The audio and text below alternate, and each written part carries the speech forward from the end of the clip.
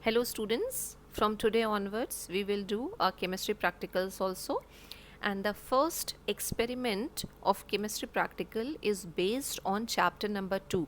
As you know, chapter number 1 is out of syllabus now. It is removed from your syllabus for this session.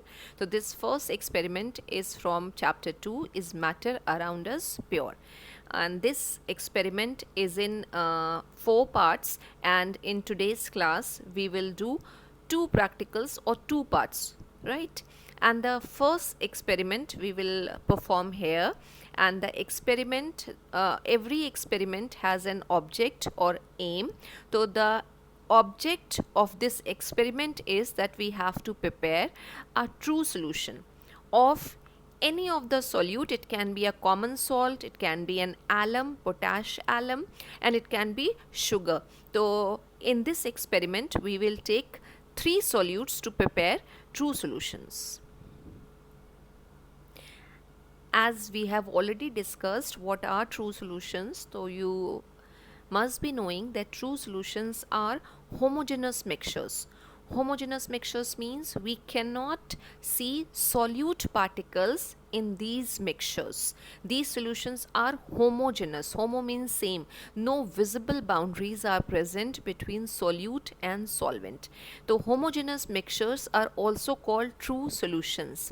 Solution has 2 components, right? And first component is solute and another component is solvent. Whatever is present in a smaller amount in the solution is called solute, and the component present in larger amount in the solution is called the solvent. And here we are using water as solvent. So the material required here is water, and the first is common salt. The solute is common salt or NaCl. The second solute is sugar, and the third solute is alum or potash alum. And we have taken water in 3 beakers, and we have to prepare true solutions from these solute and solvent. Right, so all the material required is there on the screen. The solute is clearly visible now, and the pure water or the water is there in the beaker. You can see it also, it is present in larger amount. Now we will start preparing true solutions from this. With the help of a spatula, we will take some amount of common salt and we will add this to water.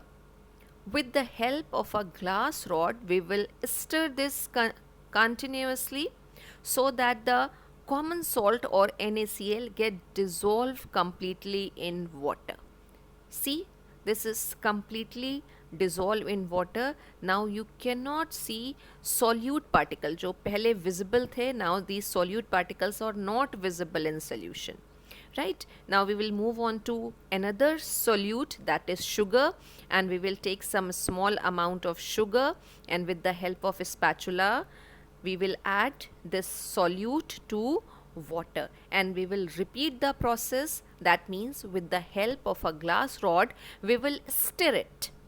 Continuously stir करते हैं ताकि completely dissolve हो जाए solute solvent के अंदर. Now the solution is ready. A homogeneous mixture is ready, or the true solution is ready, in which the sugar is not visible. And we will perform the same activity with another solute, that is potash alum. We will add potash alum to solvent, and again with the help of a glass rod we will stir it so that the potash alum or solute is completely dissolved in water now, and you can see the potash alum is not visible. There is no visible boundary between potash alum and water. Now you cannot see potash alum in this, right? So our true solutions are ready. First is of NaCl, second is of sugar, and the third one is of potash alum. So 3 true solutions are ready. So the properties which says that the no visible boundaries are present between solute and solvent. तो you can see property fulfill हो रही है. हमें solute और solvent की हम बात करें तो solute particles इस solution के अंदर visible नहीं आ रहे हैं. कोई भी clear boundary नहीं है जो इन दोनों को अलग अलग दिखाए. जैसा सस्पेंशन में होता है वैसा यहाँ पे बिल्कुल नहीं है, पूरी तरह डिजोल्व हो चुके हैं. तो जो फर्स्ट प्रॉपर्टी है वो पूरी तरह से निकल के आ रही है कि true solutions are homogeneous in nature. हम उसमें सॉल्यूट पार्टिकल्स को नहीं देख सकते. यही चीज़ शुगर के साथ भी है. शुगर अब बिल्कुल जैसे ही हमने वाटर में ऐड किया तो वाटर में विजिबल नहीं है, शुगर के पार्टिकल्स विजिबल नहीं है. तो कंक्लूजन या ऑब्जर्वेशन की जब हम बात करते हैं कि एक्सपेरिमेंट में, तो ऑब्जर्वेशन आ रहा है कि sugar get dissolve completely in water, and same thing will happen with potash alum. Can you see potash alum in this? No, you cannot see potash alum in this. The particles, the solute particles are not visible in this solution. So that means again solution of potash alum is also homogeneous in nature. So now we have three homogeneous mixtures or true solution. One of NaCl, another is of sugar, and the third one is of potash alum. So the activity is very simple, the experiment is very simple. The properties of the solutions are there that we can see these solute particles when they are kept in a petri dish, but when we dissolve this in water we cannot see this. The solution is completely homogeneous और the solute particles get dissolved, homogenize हो रहा है पूरी तरीके से, आप इसको अलग से नहीं देख पा रहे हैं. हमने सैम्पल जब लिया था, सैम्पल में वो दिख रहे थे हमको पार्टिकल सोल्यूट के, लेकिन सॉल्यूशन के अंदर वो हमको नहीं दिखाई दे रहे हैं. अब हम एक और बात करते हैं कि अगर हमें सोल्यूट के पार्टिकल्स को सेपरेट करना हो, सोल्यूशन में से अलग निकालना हो, तो हमने बात करी थी कि क्या हम फिल्ट्रेशन के मेथड से सेपरेट कर सकते हैं. 3 आपके पास ये सैम्पल्स दे रखे हैं और इसमें से अगर आपको बोला जाए कि आप इसमें से सोल्यूट के पार्टिकल्स अलग कर दीजिए, तो हमने मेथड ऑफ सेपरेशंस पढ़े हैं. मेथड ऑफ सेपरेशन में एक टेक्निक हमारे पास आती है फिल्ट्रेशन की टेक्निक. तो अगर ये आपके पास कॉमन सॉल्ट का सोल्यूशन है और इसमें से कहा जाए कि कॉमन सॉल्ट को या फिर शुगर को और या फिर एलम को, तीनों को अगर सेपरेट कर दिया जाए फिल्ट्रेशन के थ्रू, तो क्या पॉसिबल है ये चीज़? तो वी नो कि हम फिल्ट्रेशन के थ्रू पॉसिबल नहीं कर सकते हैं. तो फिल्ट्रेशन के लिए हमें फिल्ट्रेशन यूनिट पूरी सेटअप करनी पड़ती है. एक फ़नल लेते हैं और फ़नल में हम एक फ़िल्टर पेपर, एक ऑर्डिनरी फ़िल्टर पेपर लगाते हैं. ये आपके सामने जो पूरी यूनिट है ये फिल्ट्रेशन यूनिट है, जिसमें फ़िल्टर पेपर को कोन शेप में करके लगाया है. और इस पे अब हम क्या कर रहे हैं, जो हमने सोल्यूशन प्रिपेयर किया है, ट्रू सोल्यूशन प्रिपेयर किया है, उसको पोर कर दिया. पोर करने से क्या होता है, फिल्ट्रेशन से सॉल्यूट पार्टिकल्स जो भी होते हैं वो फ़िल्टर पेपर पे रह जाते हैं और जो सॉल्वेंट होता है वो सारा का सारा बीकर में या यहाँ पे जो हमने कोनिकल फ्लास्क लिया है उसमें कलेक्ट हो जाएगा. लेकिन जब हमने ट्रू सोल्यूशन को इसके ऊपर पोर किया है तो सॉल्यूट के पार्टिकल्स इस पर नहीं दिख रहे हैं.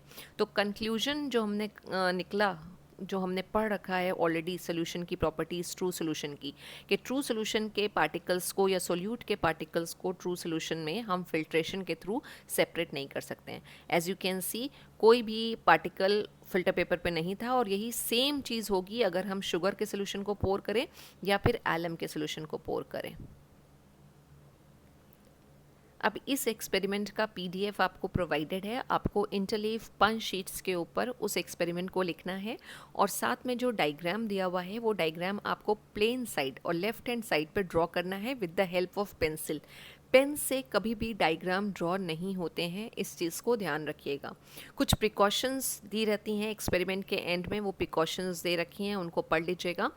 कोई भी एक्सपेरिमेंट होती है, आज फर्स्ट क्लास है इसलिए इस चीज़ को समझ लीजिए कि कोई भी एक्सपेरिमेंट जब भी हम करते हैं उसमें हमारी कुछ इंपॉर्टेंट हेडिंग्स आती हैं और वो हेडिंग्स यूनिवर्सल हैं या कॉमन है कि हर एक्सपेरिमेंट में आएंगी. जैसे सबसे पहले हम एम ऑफ द एक्सपेरिमेंट लिखते हैं, फिर मटेरियल रिक्वायर्ड की बात होती है, फिर किस प्रिंसिपल पे बेस्ड है वो प्रिंसिपल आता है, फिर प्रोसीजर कि हम क्या प्रोसीजर फॉलो कर रहे हैं उसको परफॉर्म करने के लिए, उसके बाद ऑब्जर्वेशन और फिर प्रिकॉशंस. ये कॉमन हेडिंग है, ये आपको हर एक्सपेरिमेंट में इसी तरह की हेडिंग मिलेगी.